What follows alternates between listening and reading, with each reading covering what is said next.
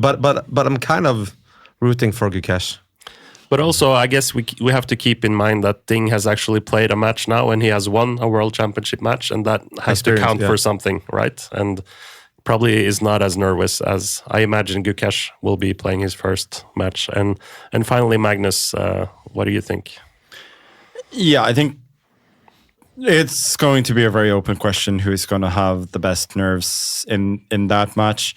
Gukesh hasn't shown that many nerves so far, and he's also so young that he doesn't know any better.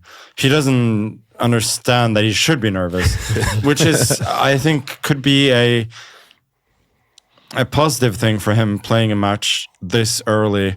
And as you guys have mentioned, like, Ding has not looked good in these tournaments that he's played since he became world champion. And the question is whether he is sort of permanently broken from the last world championship that he played. And I'm not sure, but I think there is a possibility that he could be. I really hope that he will come back, not only in the world championship, but also in other tournaments, like he's playing Norway chess before that. I hope that we will see him at a much higher level, but I'm not quite sure about that. I think he's able to show that kind of level as he's had in the past. He is probably going to be the favorite, but as it is, I'm not sure. And I think what happens in world championship matches is that you have all these months of preparation, so that people play sometimes a bit different opening lines to try and be very solid at the start. But as the match progresses, people usually show their true colors, in the sense that their weaknesses are amplified, and they end up being pretty much the same player as they've shown recently. So I think if Ding continues to play really poorly leading up to the World Championship match, I don't think we should necessarily expect him to be at a much higher level when the moment comes. I have experience from that as well. Playing the first match against Anand, I was really scared looking at the Anand that he sort of used to be. And he was really impressive for the first few games. Then after the fourth game, when I saw a bit of a chink in his armor, that he did something extremely well in that game, but he also seemed quite vulnerable. All of a sudden, I realized that I'm not playing against Superman. I'm playing against an amazingly strong player, but who is somewhat past his peak. And that calmed me down. And for the other matches as well, I've realized that I'm playing against extremely flawed, but very strong, but extremely flawed human beings. That, I think, at the moment is probably what we should expect from Ding. But I'm hoping that we're going to see something before that which suggests that he could be at least 90% of what he was when he was at his best in around 2019. Because I think the level that he showed in the match in 2023 was still quite far from his best. It just happened to be enough because he was playing somebody who, for all his chess ability, was also a bit of a nervous wreck. Mm. Yeah, that's a good question. How do you see that match playing out? I really don't know, because it depends so much on Ding as well. So, like, normally Ding, he has a lot of things going for him in this match. I mean, he has so much more experience. Experience, that's a big one. Pressure, most likely. Generally speaking, like, at his top level, Ding still should be a better player than Gukesh. I mean, it's quite close, but if we consider Ding at, like, his best level, then he should be a stronger player than Gukesh. Yes. Not that Gukesh, I mean, he's enormously strong, but still, of course, we would consider Ding to be a favorite if he brings his best game, right? But is Ding broken, is the question. Yeah, this is what, well, I'll play him soon. We'll see. Norway chess, 2 games against Ding. Oh yeah, that's coming up. That should be interesting. Yeah, 1 month. less than a month.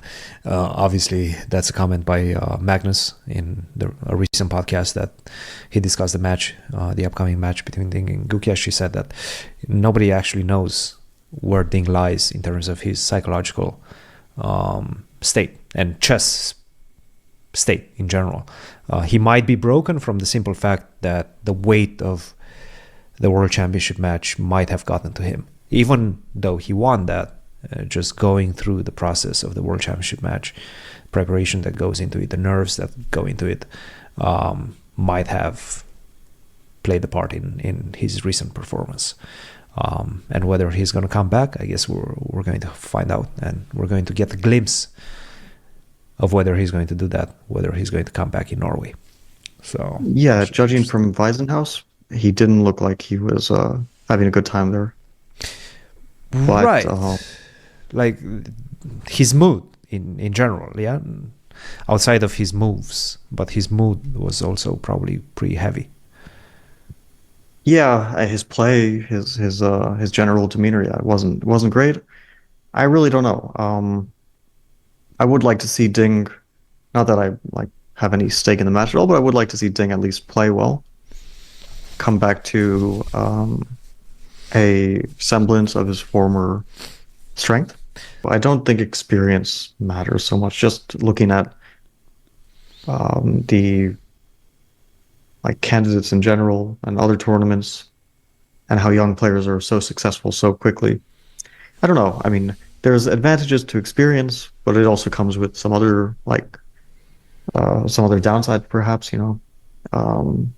Like some baggage. Some players, the baggage, the nerves, have baggage. Yeah, as well, like from perhaps difficult tournaments or bad results, or like obviously Ding is carrying baggage, whatever. I mean, chess baggage, not personal stuff, but whatever happened in the last few years has lowered his level. Whether it was like difficulty with COVID stuff, travel restrictions, all that, or lack of practice, or lack of motivation, or the match being very difficult for him, he's clearly not as strong as he was 5 years ago. And you can't say that about all the players. Like Hikaru, for example, looks like he's stronger than 5 years ago, right? But everyone is sort of individual. I don't know if experience matters, even with dealing with nerves and stuff. It's really hard to say. Everybody's different, it seems like. Yeah. I mean, Gukesh will be highly motivated, but will Ding be highly motivated is a question, because he's already world champion. Does he really care so much about keeping the title as long as he can? Is that a goal for him? Is he tired of being kind of beaten up on in some of his recent tournaments, which happened? He lost a lot of games. He didn't do well. He was never in contention for anything in any of his tournaments. Yeah. Like Wiesenhaus, he was last place. The Grenke tournament, he was like fighting for last basically the entire time. And Vikenze, it's just a bad tournament. So if he continues his level, it's like not a surprise to say he's a huge underdog. Yeah. If he comes back to if he gets motivation, trains well, comes back to his normal self, then probably a bit of a favorite. But I wouldn't put money on either one. I wouldn't feel confident putting money on either one.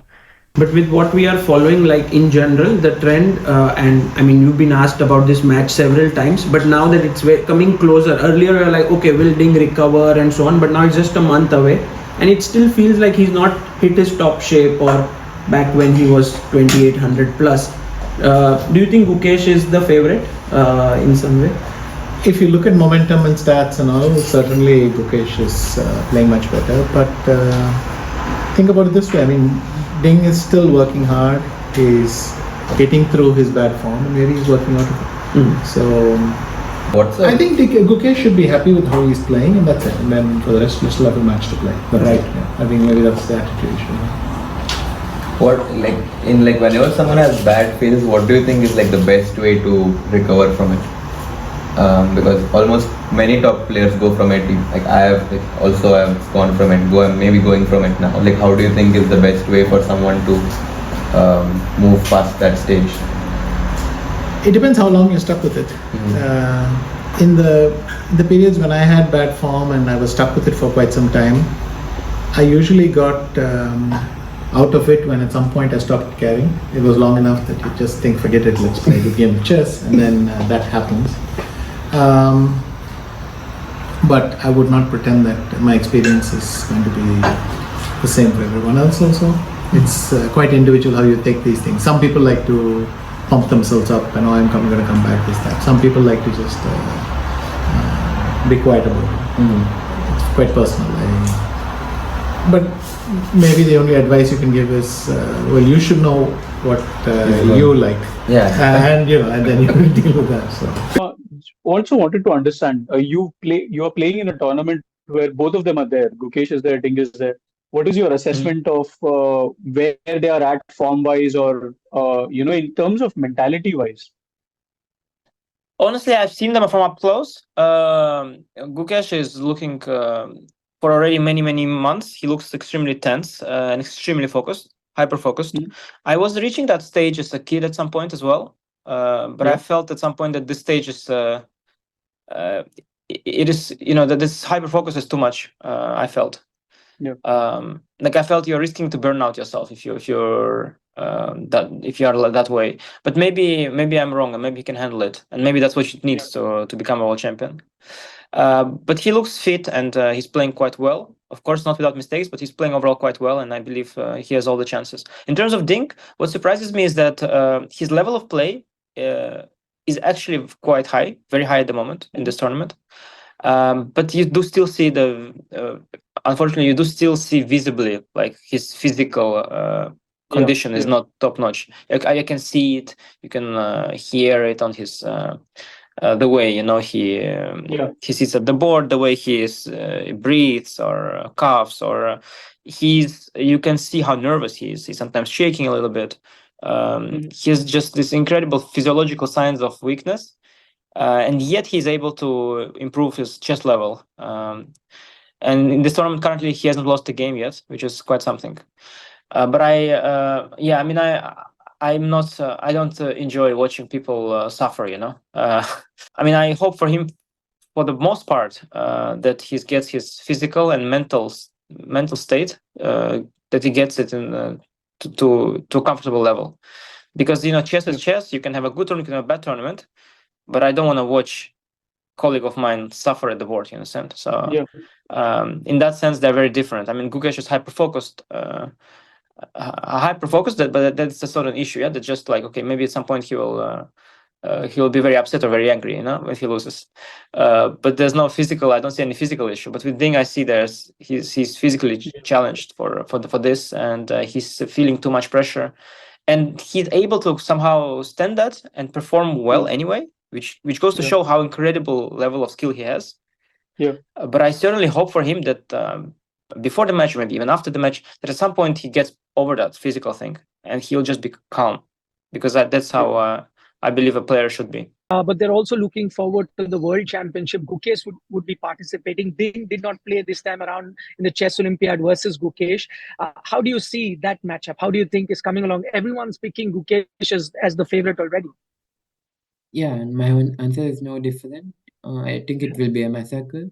Gukesh is I think it will end in less than 14 games for sure. Okay, that is a wonderful note to wind up this interview. World Championship is a little over a month away. If you have to pick between Ding and Gukesh, who is the pick? Yeah, I've said this many times already, both here and on streams and everything else.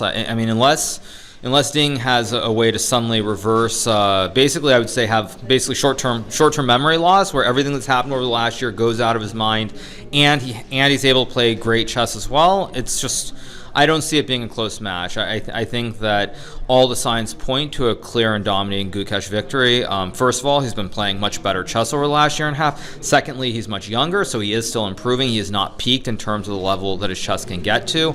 And then third, just look at Ding's games. I think specifically I would look at the game against Liang, because in that game he had a marginal advantage. I think like 0.3, 0.4 was an end game. Those are the sorts of games in a world championship match you're going to have to win. You're going to have to grind those games out like Magnus has done many times. And not only did he not grind out, he then went from better to equal to a very slightly worse end game. And obviously in a world championship match where everybody's super well prepared, you're probably going to get these positions where you're slightly worse, and then he didn't defend that either. So he didn't convert the small advantage, then he turned it into a slightly worse endgame, which he should have defended, but he even lost that. So just to me, I just don't see any world where Gukesh doesn't win, unless Ding is able to, say, draw the first 4 or 5 games, and we get to a moment where if he gets like one great game in the middle and he wins, then of course he could win the match. But overall, I would say it's probably 80-20. That's my prediction in favor of Gukesh.